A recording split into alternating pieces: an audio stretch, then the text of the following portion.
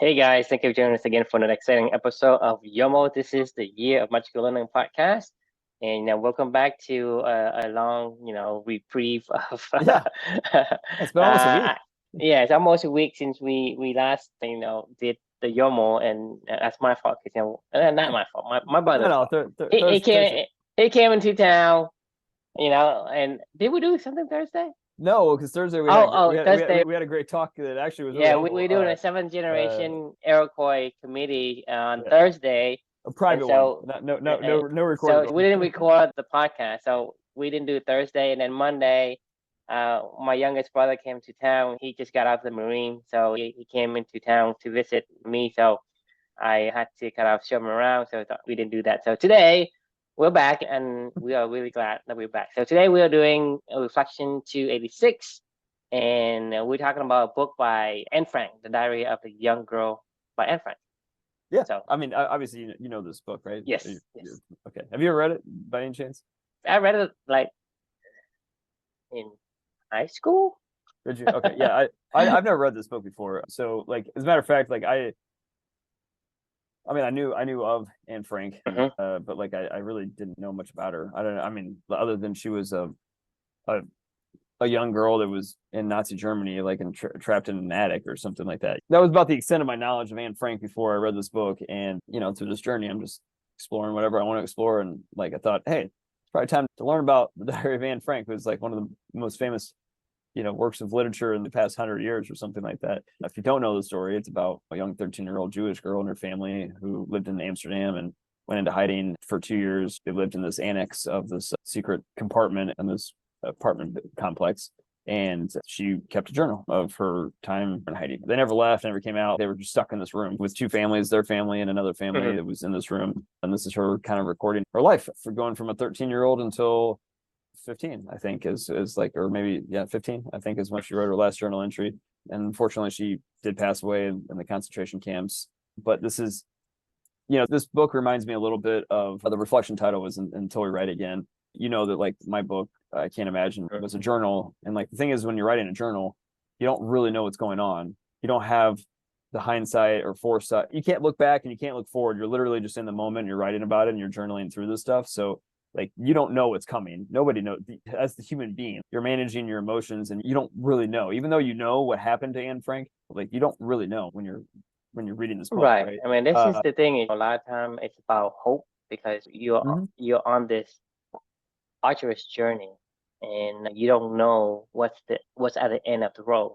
Right. So Right. that to me, this is similar to what you did, and thankfully that you did it, and for us to experience what you experienced and not be wasted by just you having the Right. experience. Right. And I think it kind of brings some teary eyes to the reader when actually you kind of go through and kind of be the fly in the wall of that, reliving that memories. Right. And I think, Anne Frank probably the same way. And I do understand, and I do see your point in saying, hey, until we write again. And to me, it makes sense to me. Well, Um, I'll get to why I say it until we write again, because that's something that she used to say at the end of everything. But I'll explain in a second, I guess, my actual reflection on this one. But it was still for myself personally, for my whole life, I've heard of Anne Frank. I think I maybe even went to like an Anne Frank play when I was a kid, and I still don't remember it at all. Like, but I didn't know anything about it. In 2018, my wife and I did just for like 4 or 5 years in a row a Euro trip for like a couple weeks. We would try to hit up like 3 or 4 different cities or something like that while we were over there. In 2018, we went to Amsterdam, I think Barcelona, Rome, and like Florence, maybe, and like Siena or something like that. We started our trip in Amsterdam. We flew into there and spent like 3 days there. And then we went to Barcelona, then to Venice, and then to Florence. And then we flew back to Amsterdam for one more day. And then we flew out from there. So when we were in Amsterdam, honestly, I wasn't really looking forward to Amsterdam. I was looking forward to Italy on this particular trip in Barcelona, but Amsterdam was just where we were flying in. That wasn't necessarily somewhere I was like, well, oh, I right. got to go to Amsterdam. It was just the cheapest flight we could find to Europe. And once you're in Europe, the flights are like $50 to go from city to city. It's crazy. So we were like, we'll just get the cheapest flight we can from the States over to somewhere that's a major airport in Europe. And we found a really cheap flight to Amsterdam. So we're like, oh, well, while we're here, might as well, take in the city, right? So we're walking around the city the first day that we're there, and my wife is like, "Oh, I really want to go see the Anne Frank house." I was like, I didn't even know that it was in Amsterdam, to be honest with you. I was like, Mhm. okay, sure, whatever, fine. So we're walking around, and we're like on, using our Apple Maps and whatever, and we find the Anne Frank house, and there's like this line that's wrapped around the whole entire building, and we're like, what's this shit about? Anyway, so we go up there and we ask like, hey, can you buy tickets? And they're like, oh no, you have to get pre-tickets or otherwise it'll be sold out. And they're like, it's sold out for the day. And we're like, shit, well, that sucks, So we went online and we were going to buy tickets maybe for the next day or the day after that, and sold out and sold out. And I was like, well, guess we're not seeing the Anne Frank house. I mean, I guess we physically saw it. We were at the Anne Frank house, but we didn't actually get to go inside of it.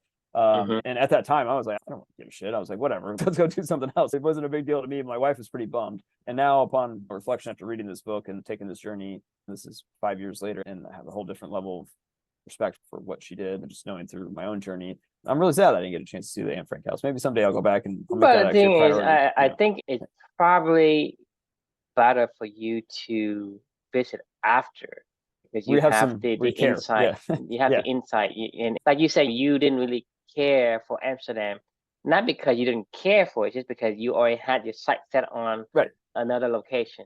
And so Right. even if you went into Anne Frank that day, you would miss all of the details, and you wouldn't appreciate as I wouldn't much have a as you would connection. I have. wouldn't have a connection. That's what this reflection's about. Right. Is as I was reading Anne Frank's diary and going through her life, one of the things that she mentioned is, well, first off, personally, you can't read this book and not form a meaningful connection with Anne. Like, you're right there with her. Like, you're right there in the annex. You feel like you're right there in the annex with her. A 13-year-old girl that's exploring all the thoughts a 13-year-old girl would have, and exploring all the feelings, and as well as, the family dynamics and whatever. You feel like you're right there with them as they're living in this annex, a connection through her writing to the person herself. And then not only that, like, you get to experience her grow as a person in this book, and you get to experience and see her reflective writing and, get better and better and better, and her understanding of herself get better and better and better throughout this whole entire journey. And, to the point in time where it's no surprise why 80 years later, there's a line wrapped around this fucking house, because you're able to form such a huge connection with this person through her story, right? And the thing that was so sad for me about reading this book was, I don't know if you remember, like, her last journal entry was about, she talked about the two Anns. She was like, I feel like there's two Anns that are always competing to come out. Like, one of them is what everybody thinks they see, and this is like this happy-go-lucky girl that just everybody doesn't have a care in the world. And she was like, and then there's this other person on the inside that I know has so much more to offer to this world, and so much more that I want to share. And she's like yearning for a meaningful connection. Like, the whole entire time that she's writing, she's just like yearning for a meaningful connection. She's locked in a room, with her family, and, this random one dude that she kind of liked, potentially, as she's going through this whole entire story. But for the most part, like, she's just kind of locked away from the world and just yearning for somebody out there to share herself with, like her real self. And it was really sad to hear. But then again, at the same time, it gives me so much hope. And this is why I love writing. This is why I love humanity in a lot of ways. Like, her sharing her story and being vulnerable and writing these things down. Talk about this poor girl maybe never got a chance to form a connection with all of us, but we got a chance to form a connection with her. And that's really important. So 80 years later, there are people that are just to be in her presence, fight every day for tickets to be just in her presence, because they felt such a connection with her and her writing and what she shared with the world. It had a lot of corollaries, and it reminded me a lot of my own life, with a lot of the stuff that we were talking about with Amelia's journals and sharing that with everybody as we went. And it just reminded me of the power of writing. It reminded me why I'm doing what I was doing at this moment, and why I don't know if anybody's ever read these things true. Like, you don't know if anybody's see our videos, but I know for a fact, like, I've been documenting something really cool. My time figuring out how to live my life with my daughter, through Your Magical Learning. And I don't know, like, I don't know who's going to connect with this. I don't really care. But, like, I'm searching for a connection, and so are other people. Somebody someday, somewhere, will find a connection with this stuff. Like, whether or not it's with these spoken videos or whether it's with these words. And it gives me hope, and it gives me just that little extra push. Not that I needed it, because Amelia always gives me that little extra push to try to be the person that I want to be, so I can make sure that I'm connecting with her and finding that time with her. But, like, that little bit extra of going, who knows who this helps to find a connection with someday as well. So, like, that's the power of writing to me. That's the power of sharing your experience with the world. And makes me want to keep going. And I'm going to keep going. We're going to keep going, because we want to keep sharing this experience and figuring out ways to find more connections and more people in this world, because that's really what it's all about. And then I finished it off with, as Anne would say, until we write again, because I'm not stopping. We're not stopping. Let's keep sharing our experience. Yeah, I think that the part that stand out to me from the journey that you have is I get to see your journey as if I was there. And to me, that is what makes me understand and connect with the person writing it. And so I think having that aspect of it makes the story to a whole different level of understanding. And I think and Frank, because of the way that she wrote, you write your journey similar to what Anne Frank did for hers. And so that's how people are able to be there and relive the memories that she wrote down. So basically, document. And for us, it's the same way. As a company, you document your journey, and then when I came into the scene, we are documenting our journey as well. Right. So at the end of the day, it's about documenting what we did. We don't have the hindsight of, hey, this is going to happen or that's going to happen. No one knows. But that's the beauty of it, because you look at humanity itself. People like stories, right? Like story. The reason why they like stories is because they can connect. It's not because this person did something grand or this person did something rare or legendary or anything like that. I mean, the thing that gets us emotional is when we are able to be there and experience the memories. So we talking about like Seth Rogen before, not Seth Rogen, right? It was Seth. Yeah, Seth Rogen. Yeah, Seth Rogen, right? So you talking about Seth Rogen, right? Why is he interesting? He's interesting because he is genuine. He's authentic. He writes what he feels. Right. So I mean, he's writing about his life. I mean, he's writing about something that matters. I mean, he's writing about his life. So that's why we connect. We connect with a person. Right. And to me, you remember you told me about what was it? The remembering self, right? And the other experiencing self versus self, right? Yeah, right. So the remembering self and the experiencing self, those two completely different, because the remembering self doesn't give you all the clarity and the details as an experienced self. So no, the opposite. Yeah, the experiencing self doesn't give you the clarity. The remembering self helps you to build a storyline around stuff that's already happened and to form a narrative. The experiencing self is what's going on in the moment, right? The experiencing self is you and I having a conversation today. We don't know what the fuck's going to happen, Right, but that's my point. Is the experienced self is what we need. We don't need to remember self, because when you try to remember what happened, there are 80% of the stuff you leave out. So there's no way for me to experience what you experience. But for me to even get a small percentage of what you're going through, it cannot be done with the remember self. Because when you say, hey, I'm going to write this after like 6 months or a year after all the event happens, the details are not there anymore. And so you fill in the detail yourself. Right. And those details are not accurate. And then it's a narrative. It's a narrative, but the thing is, those stories, we can't really connect with our stories. Sometimes, I mean, sometimes you can write an amazing story, but that doesn't mean you have to be a really good. Right. I mean, right. But for you and for me and I'm not saying anything about you, but for me is, I can't write shit. Yeah, I mean, I can't write. But the thing is, my point here is that most people can't write shit either. Right. But the point is, if you document them, you will get that connection with the people who are actually going to replay, either by the writing or by the videos that we do. You're going to replay it, right? With the writing, like the diary of Frank or your book, we can relive and replay the experience, and we can understand. So to me, it is super important for us to document our journey, because at the end, we don't know what's going to happen, but people, and even for us today, I mean, we don't know where things are going to go, but at the same time, we have this hope. Let's hope that things are going to turn to be better, because I'm hoping that one of these days that I get to fully experience company for what we hope it will be, versus being trapped in this rat race of people trying to. Yeah, but like I disagree with that, actually. I think that we've enjoyed the shit out of our time. Like even if tomorrow, like this podcast ended tomorrow, and people saw this as, I don't know, let's say something happened to you or I tomorrow, right? And like all of a sudden we can never do this ever again. I think when you would look back on the totality of what we've done, you would see that we were having a fucking blast the entire time. Even though Anne Frank was stuck in her house, with her family and some other random family and trapped, I didn't get the vibe that she was unhappy. Like, I actually got the vibe that she was very strong and resilient and growing and just being a teenager, really, where you could form a connection with her. She was being traumatized and it was hard, but that's not what came across in her journals, right? Like when you read my journals to my daughter when she was still alive, it was a lot of love. It was a lot of, because there's a lot of love and lots of hope in it. Happening. It's not like, okay, this is a gloomy, doom and gloom, because the reason why we endure is we have hope for something worth fighting for. Right. We are having fun. We're enjoying the journey because there is hope. Even though we're not at the place where we want to be, we still struggle with like, oh, how do I build company light, or how do I get through this QBR meeting? How do I figure out how to get my health in check? Whatever, what are the demons that we have to face? Right. But we are living a good life. I'm enjoying the journey that we are going through right now and documenting it. You don't see anybody say, hey, this is gloomy, this is sad, blah, blah, blah. Yeah, it's sad, but I'm hopeful that we can change it. We are changing the way the world works. We want to make Right. clubbing into a standard practice for society one of these days.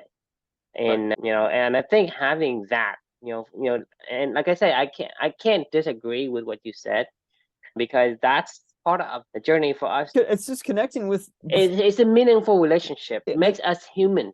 That's exactly my point. The thing is, like, talk about the irony of all ironies. Like, this poor girl yearning for a meaningful connection in this world has had people flooding to her home just to be in her presence because they felt such a meaningful connection through her sharing her journey, right? Like, I have no idea, like that's what I was trying to say in this thing. It's like I have no idea what if somebody's ever going to listen to these things or not. It doesn't really matter. We're trying to connect with other people through the work that matters to us, right? And for us growing and learning and evolving, and we're trying to figure out, like, how can we, while we're trying to figure this out and documenting it, somebody else out there may resonate with this stuff someday, and they may find a meaningful connection, and hopefully we're around to see it. That would be ideal, but if we're not, that's okay too. I agree with you what you said. Is, the thing is, we are not quote unquote connecting physically with anyone, but we are connecting with somebody. I mean, Right. For whatever reason, our gene is satisfied with saying, hey, we're doing this, and eventually it's that hope. We're connecting with hope, and hope is a bridge. It's a bridge to future readers, and then the future readers, right? They are going to connect, like just like the people who are visiting Anne Frank today and reading her diary today will connect with her to the past. So to me, that connects kind of across time and space. I mean, it's like we're talking about Anne Frank right now. Like, I mean, like, I don't know where she is. Maybe she's right next to Amelia, and they're watching us talk about this or something like that right now. And they're like, hey, like, check this out. Like, like, I have no idea. Like, we have no fucking clue. I mean, we're talking about Amelia, we're talking about Anne Frank, we're talking about people that aren't here with us right now, right? But they're people that have made a meaningful connection to a lot of people. But my point is, because right now, like, doesn't matter if anyone watching our video, we still feel a connection. Right. That's what I want to point out, is regardless if this is regardless if we're going to put this in the vault, right? We are still feeling a connection right now. That's the weird part, that it's probably hard to understand. Is you and I are doing these things, right? We feel connected to something in the universe. Right? Our cells are satisfied. Our cells are saying, hey, this is good. Life is good. Right? Yeah. And it matters. Spotlight on the positive of the situation. It matters. Right? Because for us right now, you think about it, hey, you can focus on the negative. Or say, hey, society today is a complete chaos, a complete mess. These people are becoming like zombies and batteries for this evil, corporations and blah blah blah and all that. You can focus on that, but for us, we are in the light and we feel connected. Right. So most of our podcasts, our documentations, are like all the positive things. They're not the negative things. We say, hey, there's negative thing, but we have hope and plan to make it positive. So majority of what we say today is like, there is goodness in what we do, and there is connections in terms of how we feel and how we look at it. And then if you think about it, on the flip side of it, your employees are actually watching some of these now. And they start looking into these things, and they feel connection to you as well. Say, hey, I know Chris with his journey with his daughter and his journey with company and his friend True. They feel that connection to us going to the past with connections to the future. And so for me, I think That's how I see the bridge between what Anne Frank did, what you did, and what we are doing today. Is we are making that bridge across time and space. It is. It's exactly what it is. Okay, so like this is basically living for two. I mean, honestly, is what it is. It's a way for me to find that connection every single day with my daughter across time and space. Living for two is what I've been talking about this entire time, and this is how I find, keep my connection and maintain and grow my connection with my daughter. And obviously we grow our connection through these conversations each day. You grow meaningful relationships with people by doing stuff with them that matters, and staying connected with them and growing that connection between the two of you or multiple people. So much so today, like I had this weird thought. My son Luca had to stay home for the past 2 days because the daycare that he's going to is actually like a school. The school is starting the school year, so the teachers were having like teacher training days and prep days on Monday and Tuesday this week. So the school was actually shut down. So the daycare was shut down as well. So as he was, kind of exiled to home, like obviously it fell on me to take care of him while I was working and everything. And this morning, normally Amelia and I go on a run by ourselves in the morning, or we do our workout together while we listen to an audiobook or whatever. And today and yesterday as well, took Luke on a run with us, in a stroller, and we were, just went on like a 4 or 5 mile jog or something like that around our neighborhood. And as I was putting him in the stroller and we were leaving, I was like, oh, I said to myself, to Amelia, and I was like, oh, we can get to do a jog today with your brother too, that'll be fun. And then I thought, if Amelia can go jog with me, why can't everybody go jog with me? Why can't anybody in this world jog with everybody? There is no limit to connecting to people when you reduce the physical barrier, time and space, like you said, of finding that connection. And words can bridge that barrier. Thoughts can bridge that barrier. Words can bridge that barrier. Images can bridge that barrier. There are things that we can do as human beings that can bridge that barrier of physical connection versus time and space connection, where you can still find that through line between the two. You know what I mean? And that's just beautiful, like in a lot of ways. The thing is, we are constrained by the three-dimensional plane, right? And so when, this is one of the things that people say there are, trillions of stars. More than trillions of stars in the universe. And you're talking about, so more than, because we can't even count them. We can't even count them, okay? They're that massive. And each star, for example, each star is like a sun. And each sun has, like, for us, 8, 9 planets. Right. So you imagine that billions of stars. That's like 10 times, let's imagine that, hey, if we say each stars have like 10 planets like we do, so you imagine number of planets are there. And so it would figure that, hey, you would see aliens, but no one has ever have been able to prove and give evidence of aliens. Sure. Because the thing is, that's what I'm saying is for us, we are constrained. Even for the things that we are able to see, the visible spectrum of light, we are seeing 5% of the spectrum of light. Yeah. And that is what we know of. Right. And so the thing is, when you say, hey, I am in the 3 dimension, we live in a 3 dimension. We don't even live in the 4th dimension because we can't even process time. Because for me, it's I stand at the bus stop, dimensions. The bus stop at 9 a.m., you come at 10 a.m., you don't see me, right? And so I did not manifest to you in the 4th dimension. Yeah, so imagine you add a 5th dimension, because how many dimensions do we know of so far? We know like 27 dimensions. And so for somebody to manifest and connect, and for us to see it with our limited, super limited ability and capability, you cannot manifest that. Why can't we be connected to Anne Frank? What? Like, but that's the point. Like, yeah, that's my point is that we look at it. Hey, Chris, what are you saying? I don't understand why you say, hey, I can connect with Anne Frank. I can connect with your daughter Amelia. I can connect with all these people who has passed on, but have left something for us to kind of relive and connect through their documentation, their work of art, or whatever, their life in general. And so to me, that's not far-fetched, because you think about the possibility of trillions of stars that is uncountable. For us not to even have a single iota of evidence that there is an alien species out there that is, right now we have UFO, which stands for unknown. Right? I just don't know what it is. But having the ability to say, hey, there are 4 dimensions, there are 5 dimensions, right? It's infinite, probably. It's infinite. That means that there are entities existent. Like, for example, your daughter say, hey, she even though she passed on from the 3 dimensions, but she could exist in a 4th dimension, 5th dimension, 6th dimension, whatever dimension there is.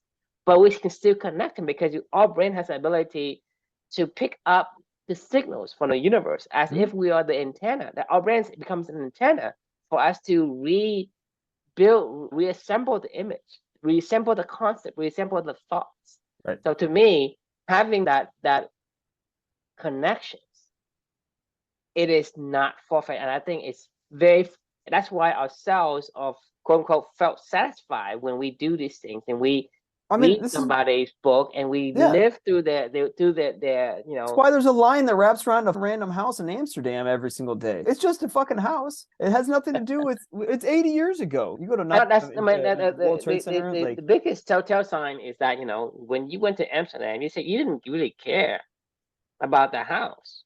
Not because at all. there wasn't a connection. I didn't even know she was in Amsterdam. I didn't know she was from Amsterdam. Like, I didn't care. Exactly. But now that you read the book, you have felt the connection. That's why you really understand. And you, possibly if you visit Amsterdam again, I guarantee you're gonna figure out how to go there. I'm gonna pre-plan that portion of the journey out, and we'll say, well, for once I'll do some pre-planning. My wife will probably do it, but you get the point. I'm with you. It's to me, it's real. It's not guesses that we make. People are connected. And that's why they felt different and attached to the memories and the emotion that evokes from that memory.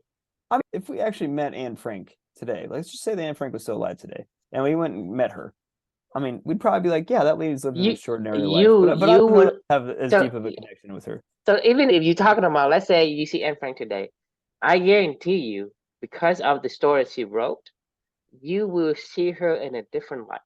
You will see her a different perspective. If you read the journals that I wrote to my daughter, and you get an impression of who I am or something like that, right? You don't know who I am. I don't even know who I am at that point in time in my life, because this is why being a journalist, if you will, and documenting your life matters, because we all evolve. Let's just pretend that Anne Frank was 80 years old today or something like that, and we could have a conversation with her right now. She wouldn't be the same Anne Frank that wrote this, and that's not the point. She probably wouldn't even remember who that person was. When I go back and read my own writing, I've said this to you. I don't know how many times have I said this to you when we've done this journey, because we're reading these now, 6-8 months, sometimes a year, plus after I wrote them, and I'm like, I don't even remember these things. I literally don't remember writing this when this happened. And then it sparks my own memory. And I'm like, oh yeah, that was me, a year ago, 5 years ago. This is what I'm talking about, is the 4th dimension, because who you are 2 minutes ago is not the same person 2 minutes right now, because you're different. So imagine you're 2 years ago, 3 years ago, you are a different person. I honestly, this is no joke. I read these things all the time, and it's like I'm reading them for the first time, and I fucking wrote them. It wasn't like this. Right. So you're connecting with my old self. You're connecting to your old self, which is your 4th dimension of that. Right. So each minute is another copy of you. It's wild. When you understand the time dimension, the 4th dimension, 1 minute ago, you're the 1 minute Chris, right? Today, right now, you're a different person. So the connection between you and that person, it has to be through this memory, this memory of you. But you cannot have that memory unless you document. You cannot have that connection. I can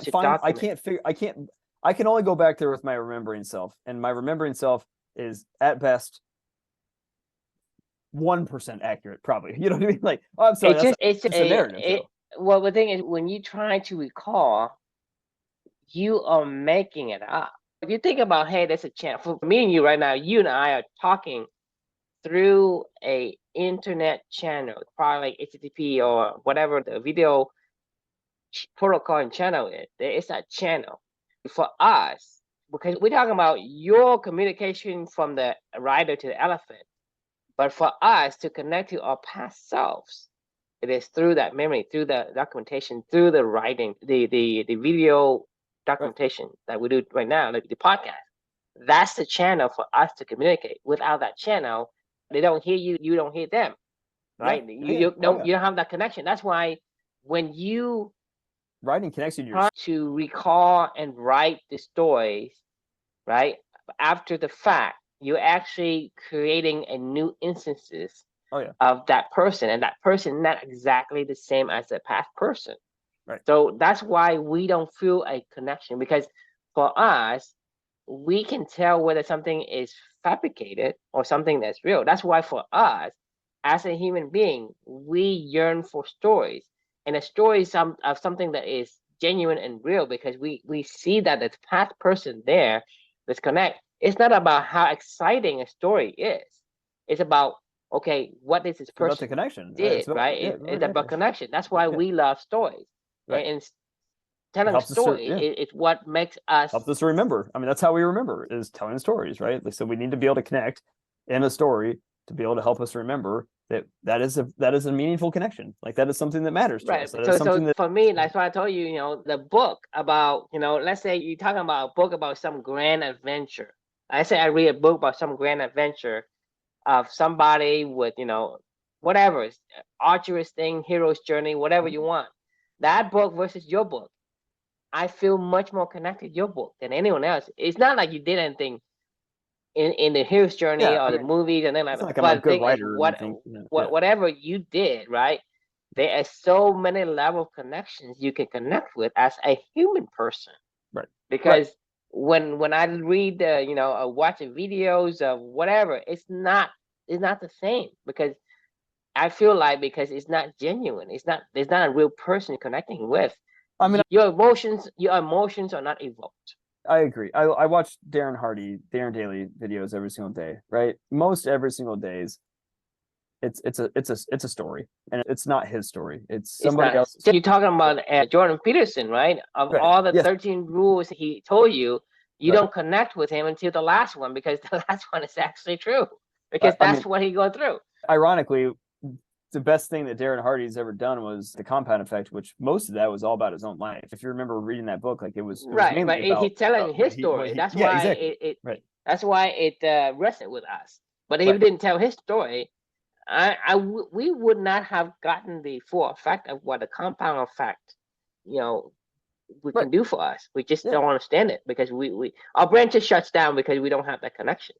It's great to hear stories about other people, but like I don't remember them. Like honestly, like I've been listening to Darren Hardy for he actually this happened a couple of weeks ago. I think it was like his 7th year anniversary or 8th year anniversary of Darren Hardy's or Darren Daly's, and he was sharing like his either his top 8 or top 7 or whatever it was of like their favorite Darren Daly's through the years. And they asked you at the end of it, like, share your favorite, memory of ones you remember of Darren Daly's throughout the years. What I could think about was the totality of the habit of doing this with him and just getting a thought every single day and then writing my own thoughts about it that has just become a part of my subconscious. I don't know that I can necessarily pull a single thread out of it that I'm like, oh yeah, I remember this story. I think that now that I think about it, there was 2 of them now that come to mind. The one was about the owner of the son that goes away and he owns a horse, and the son, and he says perhaps or whatever, like, oh, what horrible luck. Oh, perhaps. And the son comes back home, brings the horse back, and then he breaks his leg. And then the army comes and they're like, oh, what great luck. And he's like, perhaps, I remember that one. That was a good story. And then there was the other one, the Mexican fisherman one. I mean, he sold that one a few times as well. Anyway, my point is, like, we're talking hundreds and hundreds of stories that this guy has told me over the years, and I'm struggling to recall them quickly because they're not personal stories. But now I think of one from the Dalai Lama about quitting sweets, where some lady brings her son to him and she's like, Dalai Lama, tell my son to stop eating sweets, and he says, okay, stop eating sweets, come back in 2 weeks and we'll talk. He says, okay, come back in 2 weeks and I'll have an answer for you, so how to fix your son from stop eating sweets. So he comes back 2 weeks later. The Dalai Lama goes, okay, stop eating sweets. And that was his answer to him. She goes, what the fuck? She was like, you could have said that 2 weeks ago when he was here. And he goes, no, I couldn't, because 2 weeks ago I still ate sweets, and now I'm done. I'm not eating sweets myself, so I can't tell the guy to do something I'm not doing myself. So there you go. Like, so stop eating sweets. But anyway, like maybe there's a slowly coming back to me. I think the point of the story that you and I are both trying to share is, I don't think you ever have to try to remember what happened.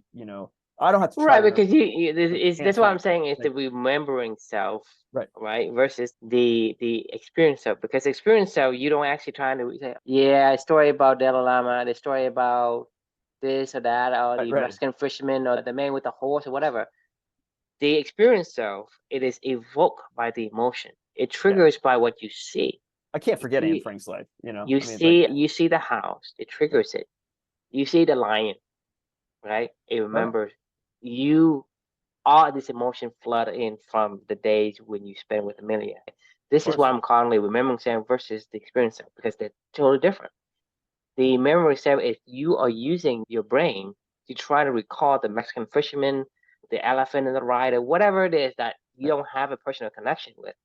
Only when you are trying, like consciously trying to recall, okay, what do I, and that's random. A lot of things that you bring up to you is random, Yeah, because it's very random. I don't talk about beaver, beaver must dam, right? Don't learn for training. I just don't say it to people outside of this, Right. this conversation. Do it all the time because I'm coaching my team. Like, and I'm Right, like, hey, because Beaver must stand. you're living it. Right, But right. my point is that you have to recall certain things.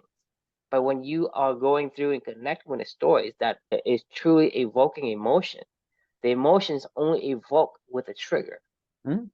right? So Okay. that means when you go through life, you have a collections of stories.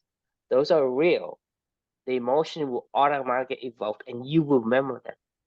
Not because you What's the most impactful movie you can remember you saw in your life that you're like that you will never forget? movies. Maybe the most whatever comes to mind, just of incredibly impactful movies you'll never forget in your life. I don't know. I have to think about it. That's the point. That's my point. First one comes to mind for me. What? It's not going to be some movie like Star Wars or whatever because I don't relate to that. There's no connection to that. It's cool. It was cool. I remember the movie. Like it's Mhm. cool. It's fucking Marley and Me. Like the movie. You know the movie Marley and Me? Yeah, it's Marley and Me because it's a real fucking story about a real dog and a real life, and it makes me see my dog every single day. And every time I see my dog, it reminds me of how fragile life is and life through a dog's eye. But what you're getting at is like that wasn't the most eloquent movie ever. It was about a fucking dog connection with a human being, and but like that's the first movie that comes to mind of like I'll never forget how I felt with Marley and Me. I don't even know I can remember the plot of Marley and Me anymore, but I remember how I felt when I fucking watched that movie, and I was like, this fucking hurts. Like I can't watch this, but I love it. But at the same time, I hate it. Like I don't want to lose my dog, like, but I do. Like I get it. Like I mean, it was just a mix of flood of emotions. I can't think of another movie like that other than like real human stories. Like sometimes military movies, you think of the Saving Private Ryans of the world, or I recently saw All's Quiet on the Western Front. Like that movie is fucked. I mean, that's why I think it's one of the reasons why war movies always resonate with people. Resonate with the people who actually been there much Right. more. Because like you talk to my dad, he can sit there and talk to you for like 5 days. You think about it, and that's what I'm saying is the people who are actually being there. When you talk about that, it triggers a lot of memories because it's an emotion that triggers the memories. It's not like, hey, I'm trying to recall something, but for us, like, hey, we as a distant observer, because it is like, depending on how accurate the movies are, the more we have this connection. But if it's not accurate, then we won't. But let's say we're talking to some veteran person, right? And he can recall all the story and give you vivid details of the thing that he went through. That builds a connection. That makes us remember. It's not that you can't forget it and recall like on demand. It's just like when something is triggered, when your emotion is triggered, all of your memory will flood back and it becomes so vivid. Yeah. Oh yeah. Right. I mean, because when the emotion is being triggered, right, then the memory will flood back. So regardless of how much you bury it, it's gonna flood back to you. I mean, we just talked for an hour about this, over an hour now for this reflection. Like, I didn't even remember what I wrote about this. If you'd asked me before I read this tonight, like, what do I think about Anne Frank? I definitely wouldn't have had the What same can you say about Anne Frank? Like, man, that was an incredible story. I'm glad I read it. That probably would be the only thing I could think of at this point in time.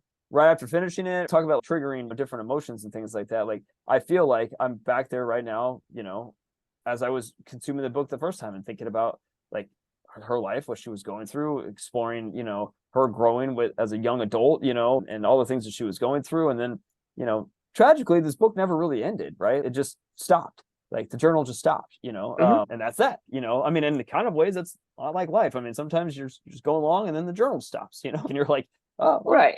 When that's the thing, you want to document as much as you can because you don't know what tomorrow will bring. Life can leave us any minute. I could leave life today, in the next 5 minutes, in the next hour, and next day. We don't know that. Life is one of those things where we cannot look back and say, this is, and remember, you can't remember, you have to live through. You can't go forward and try to look back and remember and live that life, because Right. that's not how life should be lived. And so I think from my perspective, it's not about how my genes is being put together, but reading and writing is not my thing. But for me, it's still the information, it's still the memories that if every one of us can experience. In your reflection, you say until we write again. So for me, I would say until we meet again, until tomorrow. So tomorrow's That's podcast. that's I the want to do that every minimum week, hope. every day. Yeah. Like, we'll see you all tomorrow, like. But you talk about the past, we haven't had this It's this been fucked YOML. up. It is. It's been fucked up. The hope is, hey, I can't wait to talk to Chris on Tuesday, because Right. we had many different things. There's some new stuff But to that's talk the about thing and is, document. Yeah. so to me, that's what I'm getting at is, when you document something and you live life through, you see the beauty of life. Mhm. Because you have that connection with the universe. The universe connects you with other, we don't understand a lot of things that the universe presents to us. And so, for us is, we have a certain set of genes and DNA that tells us whether or not we're being suppressed and sad or painful or whatever. And that's why you gotta use that as the indicator, like a more of like starting to indicate, hey, you're doing the right thing, the thing that right for you, right? Not the right thing from the universal sense, but the right thing Right. for you is, hey, how are you feeling about the life you live today? Today, and in today's terms, right? Like, and In today's today's time, thoughts, and today's emotions, and today's reality, right? Like, and then take another step, and then take another step, and keep talking. because Like, I mean, that's the true sense of living. Because you it can't is. say, well, like we say, you don't know what tomorrow will bring, and we cannot go forward and look back at Man, our life and determine how we should feel today. if you ask me to like go dissect I don't know how many days I've been alive, probably 10,000, no, probably more than that, 20, 30,000 days or something like that. I don't even know. Let's call it 20,000 days. I don't know. Right. Like, if you ask me to figure out chronologically how the fuck I got to where I'm at here today, zero chance in hell, zero fucking chance in hell that I could ever explain to you what happened in the totality of my life to get to this point in time. Now, I could give you some highlights along the way. I could give you some very key moments that are probably the hardest moments in my life that I've probably had the biggest learnings from, that, shaped my vision going forward. But those are like little flags along the way that I can rally around, get my bearings to keep telling a narrative going forward. But like, when we're doing what we're doing right now, I can't tell you what we talked about 2 years ago. It's 3 years ago now. I can't tell you Because we're different in person. But I mean, that's what I just literally couldn't tell you. Even if I knew exactly what we talked about, and even if I was that exact same person, I couldn't tell you what we talked about 3 years ago. But I could, because we kind of documented stuff. Like, yeah, we basically take a snapshot of the us today, right, and record it onto a medium that we can play back the communication channels to our past and future through time dimension. Yeah. To me, that's probably the most easiest explanation to understand. It's cool as hell. I'm listening to Bono's biography right now. It's called Surrender. Like YouTube, Bono. And now that you just said that just triggered a thought in my own head of the music that they've created. His entire book is about his life through 40 songs, basically. And he's basically putting a flag around these songs about when they were written, how they were written, what was going on in their life, what was going on in the band's life, what was going on in everything. You could tell him jumping back into time, going, I'm 33 years old now. I'm 20 years old. I'm 17 years old. I'm whatever. But this song helps me to rally or trigger a memory around what was going on, like who we were with, what we were doing, why this was important, what we were doing at the time was important. But like, it's just, to your point, like, that is why he wrote these songs. These songs transported him back into a different Bono in a different time, in a different life, in a different space, in a different everything. And every single time that he talks about a different song, he's transported back to a different Bono, in his own life in a lot of ways, right? And it's just really cool, like, because someday we can have that too. And, if Anne Frank was still here, she'd be transported back. All right, we got to put the pin on this one because we're officially over time. But yeah, this is a question we can leave for everybody is, I'd said you still think you're writing and sharing your thoughts is the world doesn't matter. Like, you're wrong if that's the case. I don't want to fucking hear it. I don't know who wants to hear it. Somebody wants to hear it. So start sharing your goddamn life with people. I mean, to me, that's a shame though. Shame though, because most of the books out there are the books about and the stories that connect with me the most and give me the most emotions and memories, or the book that is true. You're looking like talk about, your book, like you say, Saving Private Ryan. That's a heartwarming story. I mean, it evokes the emotion. And Right. so, like I say, it's a shame because the thing is, you think that you need to have some grand things happens to you for you to have a book or stories or something worthwhile. It's just you. When you look at Seth Rogen, I mean, he's authentic. We are interested in those kind of books, not hey, Tom Cruise doing this or whatever. If it's true, and yeah, we have the connection, and it would be a good book, regardless of how you write it. There's a lot of books like that people get other people to write, like a biography. As long as your story is your life, because it's human, we find connections with them. Yep. And so to me, it's a shame that people don't do that more, because I think we would have a much more meaningful connection with a lot of different people. It's just that Agreed. people are going through this fake Yeah, understanding of, hey, you have to have this fake person and portray how we should act or whatever. And we looked after that, and that's why we say, hey, I only look for this, versus looking at somebody who is truly go through a life that connect. Because the thing is, why don't you connect with, let's say, an aunt?